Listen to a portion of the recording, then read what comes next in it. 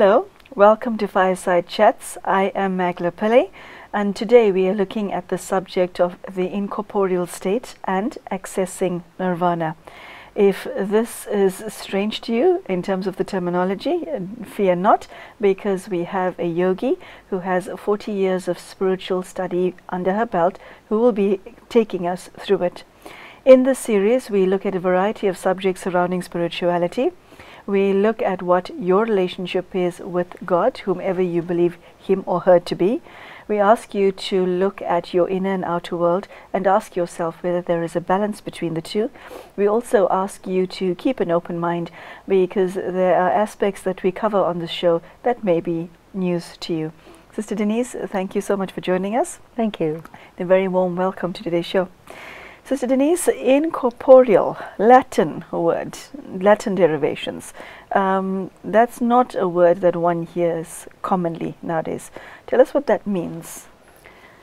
We are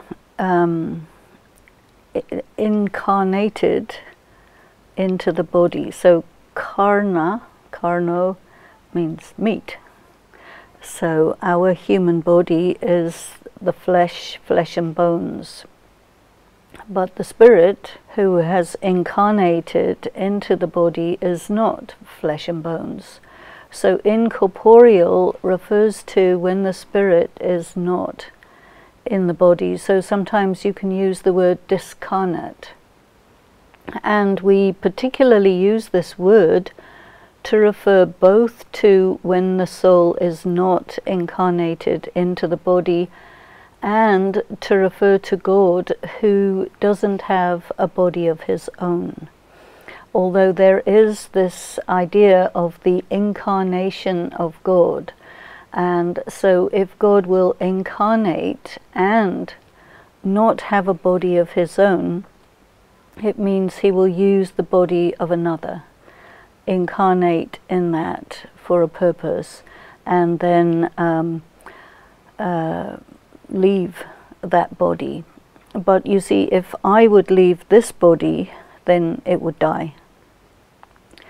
If a soul borrows the body of another and then leaves, that body still has its own soul to keep it alive. So it's a very subtle concept about the way in which God can communicate to a human soul in the world of matter, which is the requirement for communication.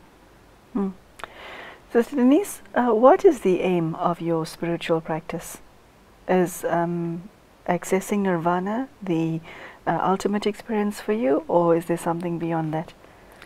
When we study about the details of spiritual knowledge, we become introduced to the idea and the reality of Nirvana, and also to be aware that the aim of many of the religions and spiritual practices is to go to Nirvana and not come back.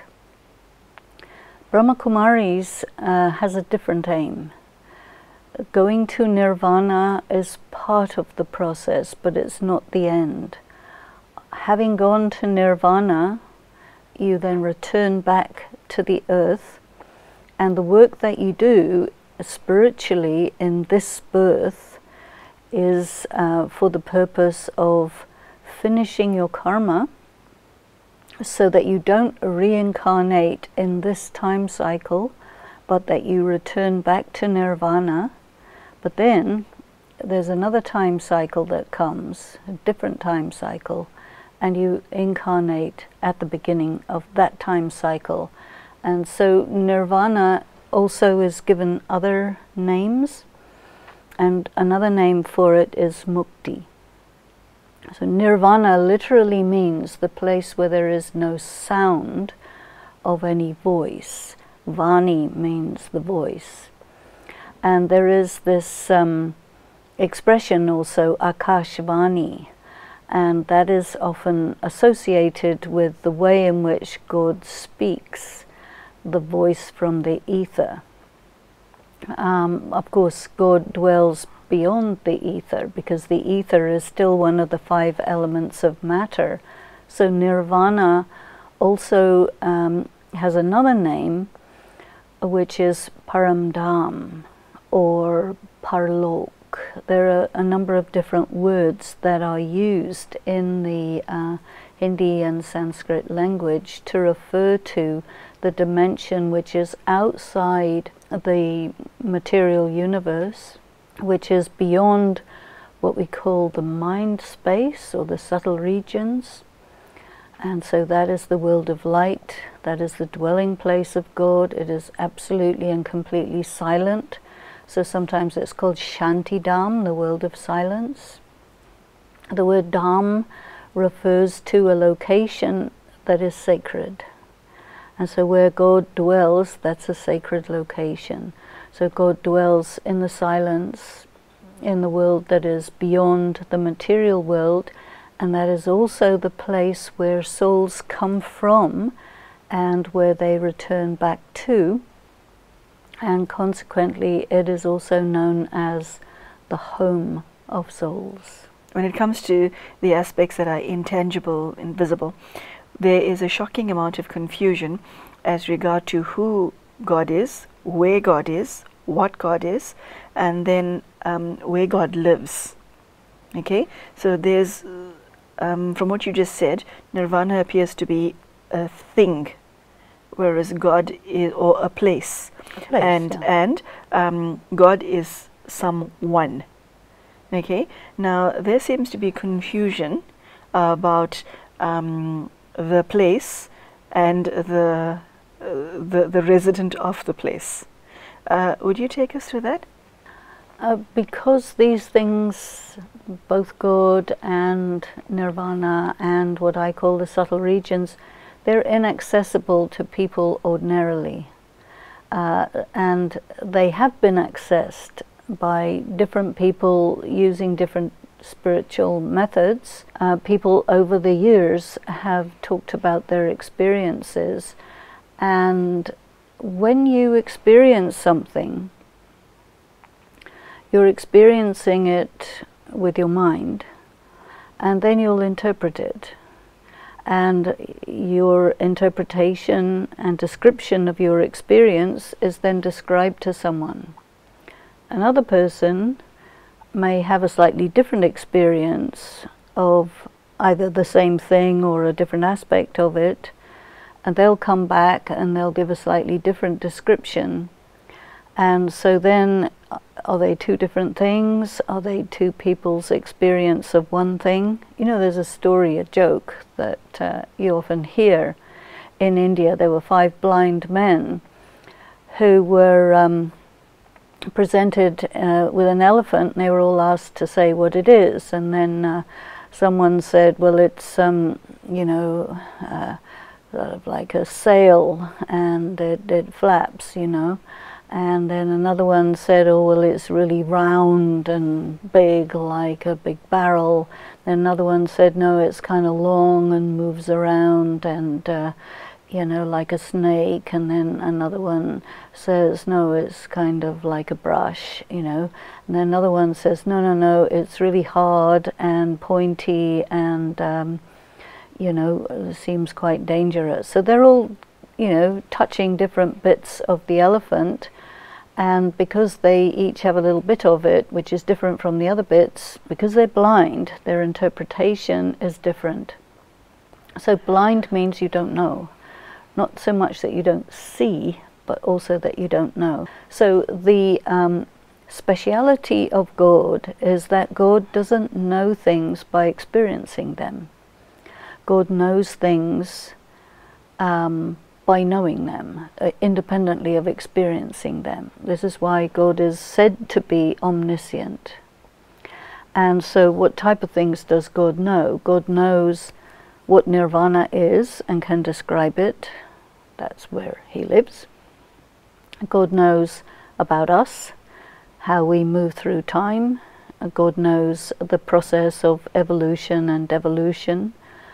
God knows the laws of karma. God knows all of the things that a human being cannot figure out simply by accessing them through sense perception, aided or unaided by technology. So we human beings, even though, you know, in science they say, well, this is objective knowledge, we know it's objective because it can be reproduced, but in fact it's subjective because you can observe whatever you observe, whether it's repeatable or not, but you observe it through your sense perceptions. You use the word evolution and devolution right now. Could you explain that terminology to us from a spiritual perspective? Because I assume you're not talking about Charles Darwin. Well, Charles Darwin's theory of evolution is pretty well known, but in terms of the way we look at the energy of the soul, anyone who understands physics, the laws of motion and all this, when an energy comes into motion, then that energy gets lost, you know, gets transferred. The energy creates the motion, and then that's it, it's over. So the soul is an energy, comes into a body, starts thinking, talking, doing things, and that process causes the energy of the soul to gradually get dissipated and used. And so that implies that every time you take a new incarnation, your state of energy, your level of energy is lower than it was in your previous incarnation. So you're gradually getting lower and lower and less capable in terms of your spiritual capacity, your intellectual capacity, and so on and so on. So we look at it as, you know, you start off complete, whole, full, and you gradually empty out as you pass through the time cycle, and when you reach the end of the cycle, then you have to go back to your beginning. And so how do you restore to yourself everything that was used over this many thousands of years? That is really what happens when a soul comes in contact with God, is that all of that energy and state of awareness and qualities and everything comes back to the soul from God. God is the only soul who is not in the machine, who doesn't become empty and full. So this is why I think one of the very important words that apply to God is that God is absolutely changeless. The word is immutable. And in some religions it is said God is immutable, but then what are the corollaries of that, the implications of that? That's not necessarily gone into, but we do go into that. You know, God is immutable, remains the same. I am mutable. I mutate from perfect, slowly to imperfect, but then in order for me to mutate from empty to full, I have to resource myself. The process of getting empty is automatic, but the process of getting full, you have to fill from somewhere using some method. So that is what the spiritual practice and the yoga is all about. So Denise, in terms of human beings accessing or going to Nirvana, why make the journey? I think that there are several reasons. One is that when the soul is in Nirvana, the soul is absolutely pure and at its peak in a latent state. The soul is not at all doing any action. There's no experience of the passage of time. Nirvana is a completely timeless place because nothing at all happens there. And it is attractive to people because you're complete, you're perfect, you're full, and there isn't any trouble. There's neither any sorrow nor any happiness. It's a state of being absolutely like a zero. And so very often we will say that it is the state of being a seed. And seeds can be maintained over extremely long periods of time. and they stay like that until they get planted, watered, and sunshine and all of that to cause the seed to grow. So the soul is considered as a seed, and when it comes in a body, it manifests, you see. So why you would want to access nirvana is this desire to go back to your original state. Because your current state, you feel empty, you feel depleted, you feel that this is not the right way to be. Because the cycle is reaching its end time and there's a new cycle about to come. Between the end of one cycle and the beginning of the next cycle, all the souls have to return back to nirvana, because we have to restart, we have to reset the world. And so the world itself, the physical world, has to go through a complete reorganization of all the aspects of nature. All the oceans have to be purified, the land has to be purified, the air has to be purified. And so this is a huge process in which if you happen to be sort of sitting somewhere, might not be a good spot. So better the souls return home. Well, the playground, the earth is our stage, it's a playground, you know, and it has to be reset, rebuilt, you know, taken down and put up again.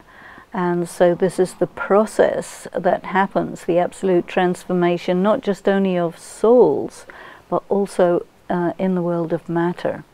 So when the souls come out of matter, sit in the soul world, and then when their allotted time happens in their destiny, they will come and they will play their roles. But it's a kind of one-way traffic. So once you come down onto the earth, you will reincarnate, you will perform your roles, you will engage in interaction with other people, and your history will play itself out, your character will present itself through various different costumes, through different roles, and you pass through changes.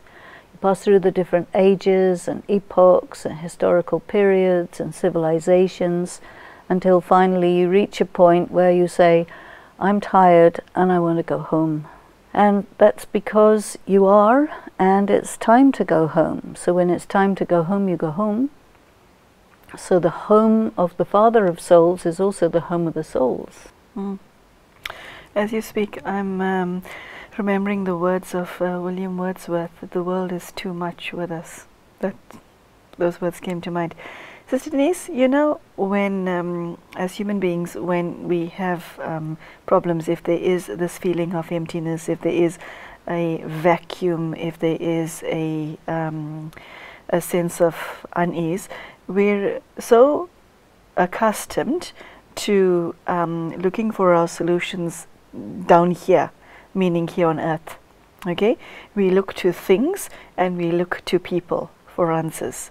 Now you're talking about a solution, a spiritual solution to a worldly problem that is out of this world. Now, in the first place, how does one go about diagnosing yourself? Because what you're saying is, although the problems that human beings have appear to be physical, they're actually spiritual. Okay, and the answer is to be found within the spirit and from God. So you see, people don't think like the way you just described. So how does one come to this awareness that this makes sense, this is the answer, and this is what will work for me? You know, the way people think is very much to do with prevailing social attitudes and the ideas of what the world is and how it works and so on. And these days, people think in terms of quantum physics and all of that. But what's been happening, that came out in the 1970s, we can say. But now, new physics is emerging, which is very unorthodox.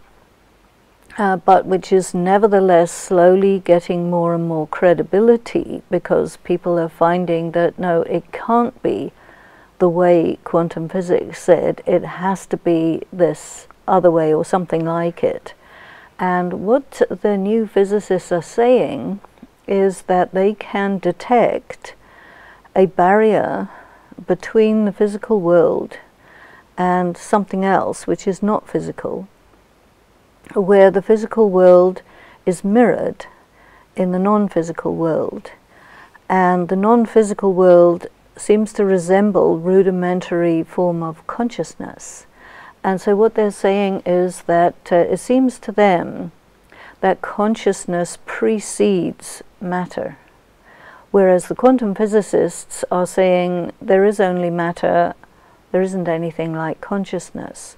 So here you have a huge difference in thinking, and this has been emerging since 20-30 years, highly unorthodox, but gradually becoming more and more mainstream, and the universities are having to deal with that.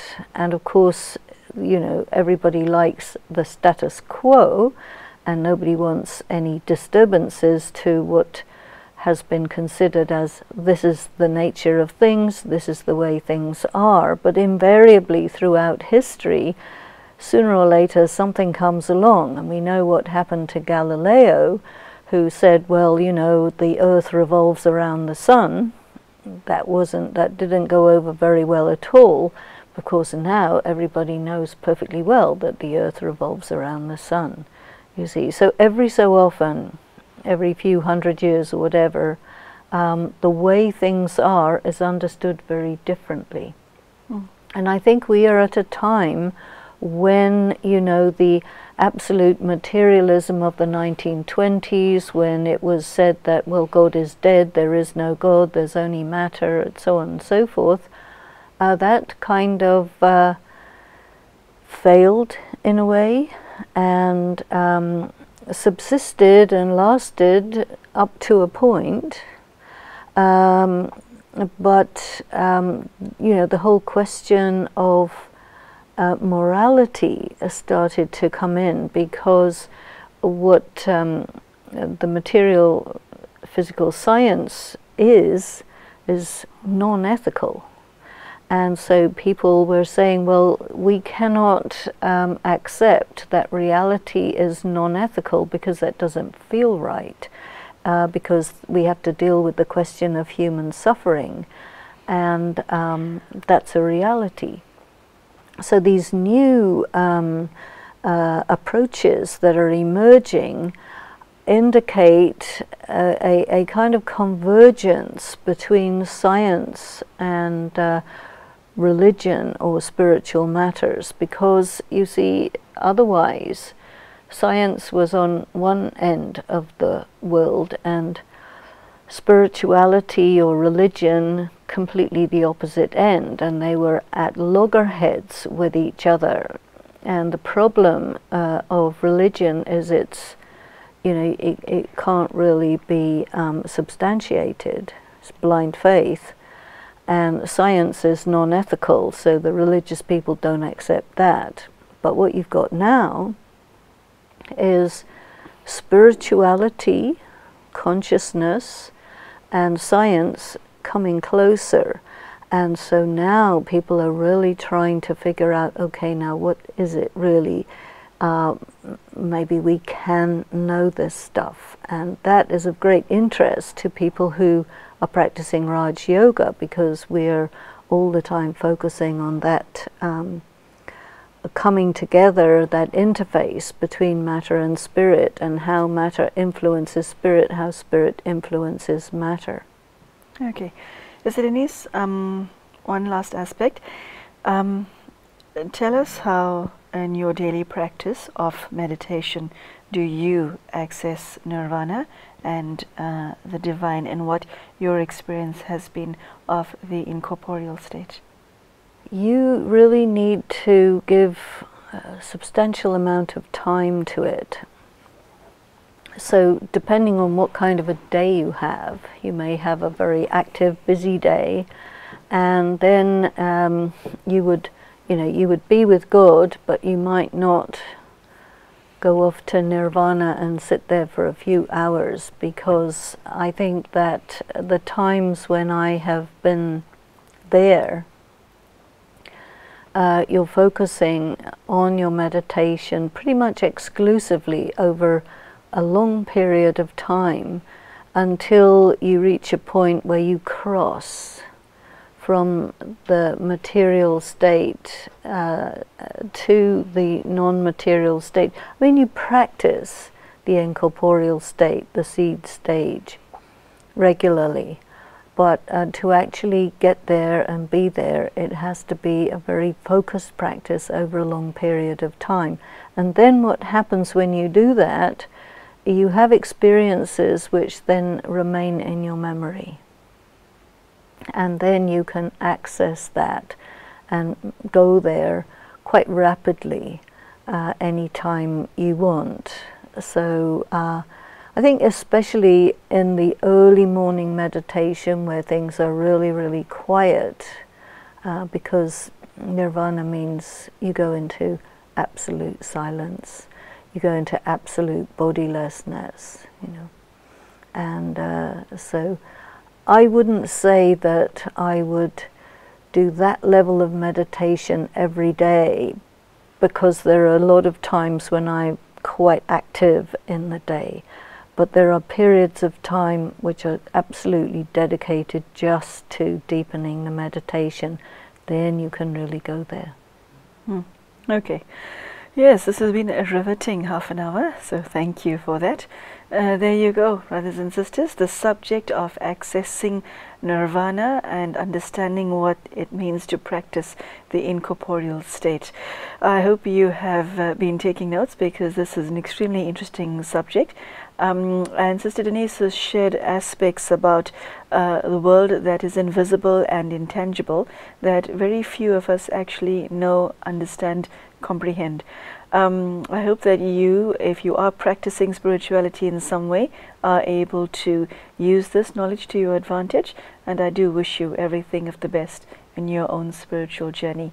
We will see you soon. Take care and goodbye.